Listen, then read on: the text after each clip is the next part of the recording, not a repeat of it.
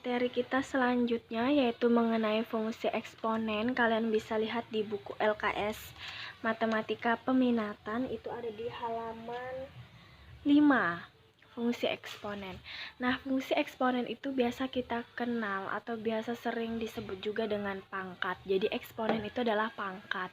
Jadi kita sekarang akan mempelajari tentang perpangkatan.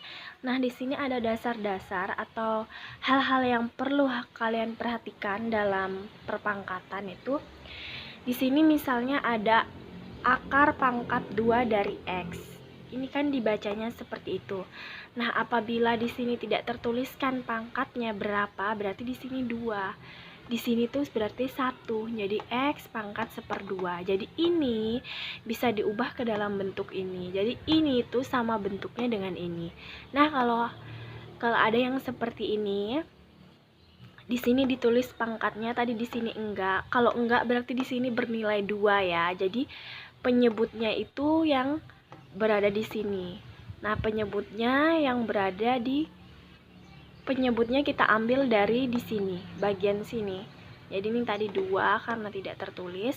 Ini 4 berarti penyebutnya 4, pembilangnya itu di sini. Jadi 3/4. Seperti itu. Nah, segala bentuk bilangan apabila dipangkatkan 0 itu hasilnya 1.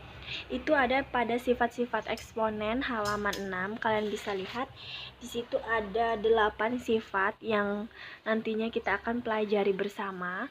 Kemudian di sini 2/5 dan eksponen itu atau perpangkatan itu selalu pangkatnya positif, tidak pernah negatif. Apabila kalian temukan hal seperti ini dan di soal ingin minta diubah ke pangkat positif, jadi kalian bisa buat 1/1, jadi ini dibawa ke bawah, negatifnya hilang, 2/7. Jadi kalau ini dibawa ke atas, bentuknya seperti ini, 2/7. Kalau ini 2/5, mungkin soalnya minta dibuat pecahan, jadi 1/2 ×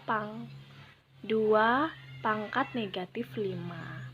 Nah, kalau ini dibawa ke atas menjadi positif seperti itu.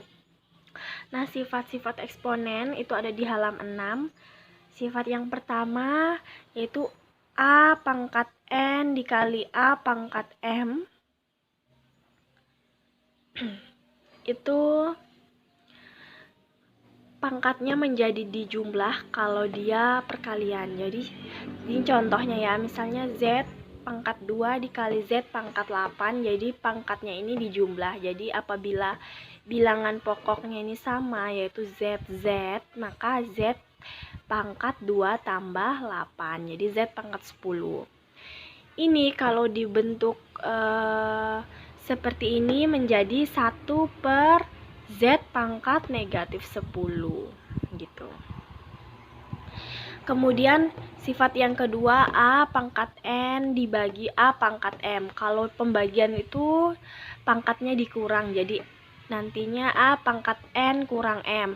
Misalnya ada Q pangkat 8 dibagi Q pangkat 6, maka nanti Q-nya tetap, kemudian pangkatnya dikurang 8 kurang 6 itu 2, jadi Q pangkat 2. Kemudian ini ada contoh soal yang ketiga. Di sini ada akar dalam kurung akar pangkat 3 dari P kali akar pangkat 2 dari P pangkat 3 tutup kurung pangkat 6. Nah, ini kita ubah dulu ke bentuk perpangkatan ya. Jadi ini menjadi penyebut, jadi P pangkat 1/3 ini diperoleh dari sini karena ini dalam kurung dan harus dipangkatkan 6, jadi ini nantinya dipangkatkan 6, ini juga. Kemudian ini P 3-nya dari sini, 3/2 dari mana? 3-nya dari sini karena ada pangkat 3 di sini. Kemudian 2-nya dari sini, apabila tidak dituliskan seperti ini maka dia penyebutnya 2. Ini penyebutnya 3. Kemudian kali 6 juga. Nah, ini dibagi 6 bagi 3 2. Jadi P pangkat 2. Kemudian 6 bagi 2 3. 3 kali 3 9. Jadi setelah ini sifat perkalian tadi pangkatnya dijumlah. Jadi 2 tambah 9 11. Jadi hasilnya P pangkat 11. Kemudian ini akar pangkat 2 dari X kali X ini dikali, di dalamnya lagi dikali akar. Jadi dikali akar pangkat 4 dari X.